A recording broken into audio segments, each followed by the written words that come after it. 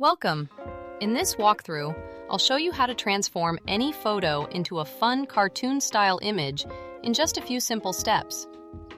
First, let's start by opening one of your existing designs where you have a photo you'd like to cartoonize.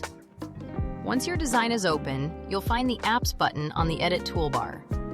Go ahead and click that. The Apps panel will open up with a search bar at the top. Click on it to get started. Type in Reimagine to find the AI-powered image transformation tool. Then select it from the results. Now click on the photo you want to transform, and you'll see a variety of artistic styles to choose from.